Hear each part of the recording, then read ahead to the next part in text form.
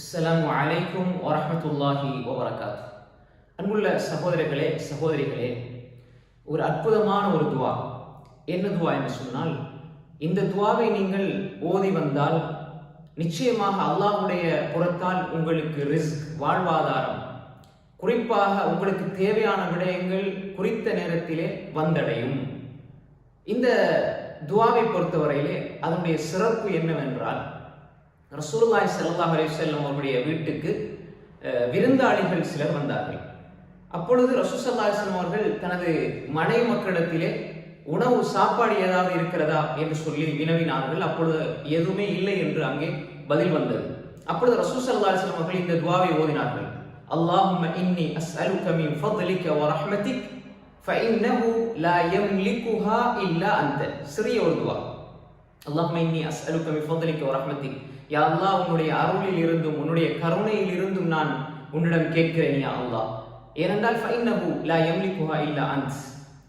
அதை உன்னை தவிர வேறு யாரும் அதை சொந்தமாக்கி வைக்கவில்லை அல்லாஹ். உன்னிடம்தான் அனைத்தும் இருக்கிறது, உன்னிடம்தான் அருள் இருக்கிறது, உன்னிடம்தான் கருணை இருக்கிறது, உன்னிடம்தான் ரிஸ்க் இருக்கிறது, உன்னிடம்தான் அனைத்தும் இருக்கிறது யா அல்லாஹ். வேறு யாரும் அதை சொந்தமாக்க முடியாது யா அல்லாஹ் என்ற பிரார்த்தனையை ரசூல் ஸல்லல்லாஹு அலைஹி வஸல்லம் அவர்கள் ஓதினார்கள். ஓதிய மாத்திரத்திலே உடனே ஒரு பொரித்த ஆடு, அதாவது அந்த ஹதீஸில் அவ்வாறு அப்படியே வருகிறது, பொரித்த ஆடு ரசூல் ஸல்லல்லாஹு அலைஹி வஸல்லம் அவர்களுக்கு ஹதியாவாக கொடுக்கப்படுகிறது. ரசூல் ஸல்லல்லாஹு அலைஹி வஸல்லம் அவர்களுக்கு கொண்டு வந்து கொடுக்கப்படுகிறது. இப்ப ரசூல் ஸல்லல்லாஹு அலைஹி வஸல்லம் அவர்கள் அதை சஹாபா, அந்த வந்த நபித்தோழர்களுக்கு, வந்த விருந்தாளிகளுக்கு ரசூல் ஸல்லல்லாஹு அலைஹி வஸல்லம் அவர்கள் கொடுக்கிறார்கள். எனவே அன்புக்குரிய சகோதரர்களே சகோதரிகளே, இந்த துஆவை ஓதிய உடனே அல்லாஹ்வுடைய புறத்தால் அந்த ரிஸ்க் வந்தது. அப்போ ரசூல் ஸல்லல்லாஹு அலைஹி வஸல்லம் சொன்னார்கள், இது அல்லாஹ்வுடைய ஃபضல், அல்லாஹ்வுடைய ஃபضல், அல்லாஹ்வுடைய சிறப்பு, அல்லாஹ்வுடைய அருளில் இருந்து எங்களுக்கு கிடைத்திருக்கிறது. வனஹ்னு நன்ததிரு ரஹ்மா, அல்லாஹ்வுடைய கருணையை நாம் எதிர்பார்த்திருக்கிறோம் என்பதாக ரசூல் ஸல்லல்லாஹு அலைஹி வஸல்லம் சொன்னார்கள். இந்த செய்தியை அப்துல்லாஹ் இப்னு மஸ்ஊத் ரலியல்லாஹு அன்ஹு அவர்கள் ரிவாயத் செய்கிறார்கள்.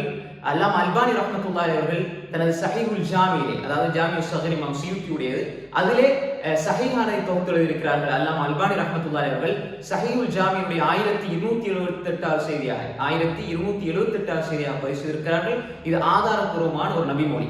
அதே மாதிரி இமாம் தபரானி ரஹ்மத்துல்லாஹி அவர்கள் முஅஜ்ஜம் தபரானியிலே பதிவு செய்திருக்கிறார்கள்.